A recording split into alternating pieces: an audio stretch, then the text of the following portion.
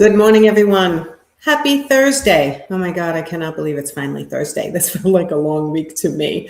Let me just click my button to go on live on Instagram, which should be popping up soon. You guys know me. I am Nancy Quinn, business coach and body language trainer to interior designers.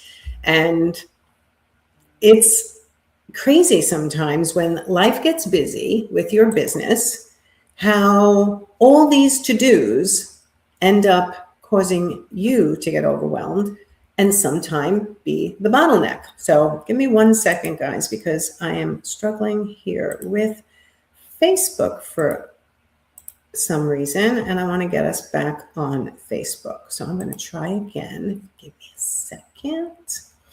Let's see if I can get this in. Ooh, I did get it working. Yay for me. All right, tech issues definitely derail me. So I'm solo today. Lesley has personal family business to attend to, so unfortunately she's not here today. But you guys know this is the Profitable Interior Designer broadcast. We do this every Thursday, and we try to address questions that people have from our Facebook group, the Interior Design Business Forum.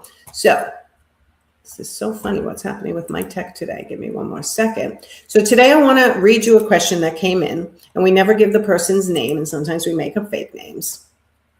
Post this in the group. Okay. I'm live in the Interior Design Business Forum now, which was my goal to make sure we got live there as well. Okay, so the question came in. I'm going to read it so I don't mess it up. I know I'm the bottleneck in my business. Guess what? I've been there. I've been the bottleneck in my own business as well. So I get it. And then she goes on to say, but I don't know how to fix it. How do I delegate and streamline without losing control? I got to tell you, this is a really common problem for most entrepreneurs in the beginning, because we're the ones who created the business. We know how to do it better than everybody else. We're excited. And then when we start outsourcing things, either to virtual assistants or to employees, or as family sometimes is how we start, we feel like we are doing double the work because we're micromanaging, right? So it's hard to turn yourself from being a control person where you do everything yourself because you know you're the perfect person to do the job and you can do it quicker than anyone else. So how does it make sense for me to hire someone? They take twice as long to do it, or they take a little bit longer than I do. Guess what? That is the way it starts out in the beginning. And what helps, number one, is to document your process. And there are programs out there that can record your screen while you're doing it, and you can be talking it through, and it can summarize for you. And we teach this all in our academy, that you can create your standard operating procedures, your step-by-step on how do you do something so that you can delegate it to someone else. So number one, I'd say, try to delegate the simple things that are repeatable, things that you do every week over and over, that when you really look at it, you go, I don't need to be the one doing this. Somebody else can do this, okay? It feels hard to pick those first couple of things, but what I usually say is make a list during your day of all the tasks you're actually doing. And then at the end of the day, really look at them and circle the ones when you think, I didn't have to be the one to do this. I could have had someone else do this. To start getting your mind adjusted to the fact that even though you're fabulous, you don't have to be the one to do everything. And I'll be honest with you, when I was doing everything myself, it wasn't as effective because I'm not good at everything. I'm good at coaching. I'm good at leading people to profitability, helping them with their communication skills, helping them break out of their fear, their frustration, and fighting through the fear and having the grit to run a profitable business long-term. Get you there and keep you there. But I'm not great at, let's say, setting up systems for my employees to track the to-dos. That's not my superpower. That is where my manager comes in, and when I was able to get to the point where I could hire someone. Now, some people will say, well, I can't hire because Nancy's telling me I have to have my procedures written first. So here's your hack. You can hire someone. You can sit with them virtually or in person and show them what you do. You can record it, and you can get them to write your standard operating procedures. So don't let not having your standard operating procedures hold you back from actually hiring, okay? So yes, I do recommend documenting your procedures as number one, but if you're not 100% there yet and you're desperate for help because you're overwhelmed, trust me, hire somebody and get them to document after the first time you teach it to them, okay? I want you to remember that letting go of control is actually hugely freeing. So for my control freaks out there, which I get it, that was me. Now I'm actually the opposite. I'm actually like, you know what? If you want to do this for me as a starting point, and then I'll review it, I'm good with that, right? When it comes to running of my business, why do I have to do everything myself? Now, as an interior designer, I hear people say all the time, but the client hired me, but the client hired me. Yes, I was an art consultant for 17 years. The clients hired me, but I had a staff that I could say, do me a favor, get this done. And then I'm the point person. I'm the one reviewing it. How I run my business and how I train my people and how I delegate the things is no one else's business, right? You as an interior designer do not have to share information with your clients to tell them who's doing the work, as long as the work is being done efficiently. What are they, what did they pay for what result in what time frame? That's transparency. So if you're the bottleneck in your business, sometimes you actually have to hire someone who is better at these things that you don't do well than you. But first, you have to make enough money to do that, right? So that's another whole conversation, and we've had many of them on this broadcast. So how do you stop being the bottleneck in your business?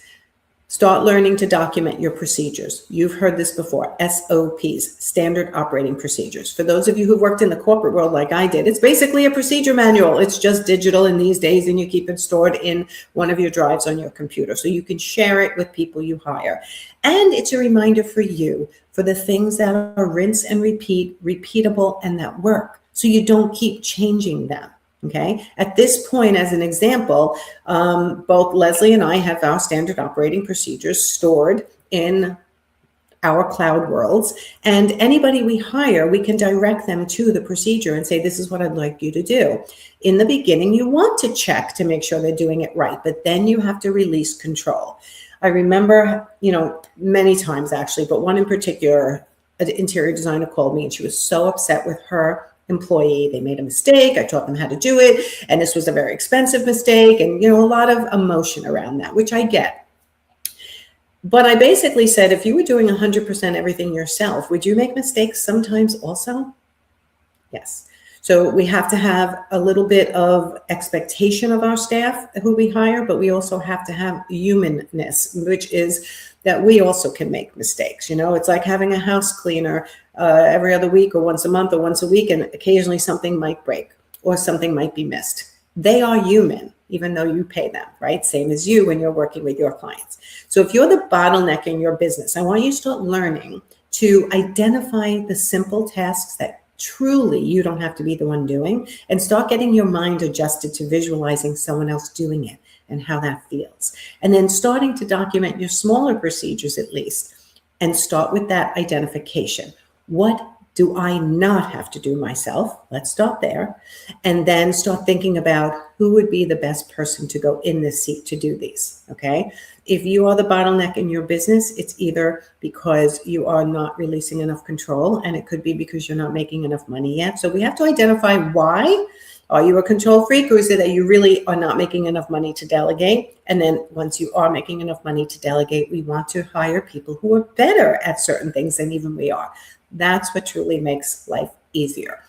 So remember that letting go of control is how you gain momentum. If you want to stick to, I have to do everything myself because I'm the only one good at it, it'll keep you at a certain level, which again is fine for a lot of people. If that's what you want, to stay small, that's good. If you're making enough money, you're happy with your thing, that's not a problem. But if you're someone who wants to grow, you definitely have to learn to stop being the bottleneck in your business, release control, document some procedures, and then learn to be the boss, be the leader, be the person who guides the activity, but not the person who actually does all the activity. Okay, so a lot of you don't even know this, but I have all of my lessons that I use in my Profit Insider Academy in my Essentials program. It's essentials only, meaning it's a self-guided, you learn yourself, and it is filled with scripts, templates, videos, how-tos. There's staffing sections, there's pre-marketing sections, there's financial sections, there's pricing sections, there's communication sections. It's all in there in our Essentials. You get them all inside of Profit Insider Essentials. In addition, this year we added once a month, I come into my Zoom room and I have open office hours for anyone who's in my Essentials program and anyone who's in my academy, anyone who's one-on-one or my custom coaching programs.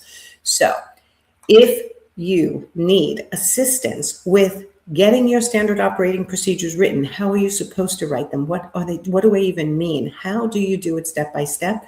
Get into my Essentials. It is a low-cost way of learning consistently throughout the months, the years, however you want to do it. And it's got everything in there that you need to run a profitable interior design business, including how to stop being the bottleneck in your business. So if this is of interest to you, get over to my website and click on the Profit Insiders Essentials program, learn about it, see if it's right for you, and come on in. It's literally amazing how much learning you can do on your own.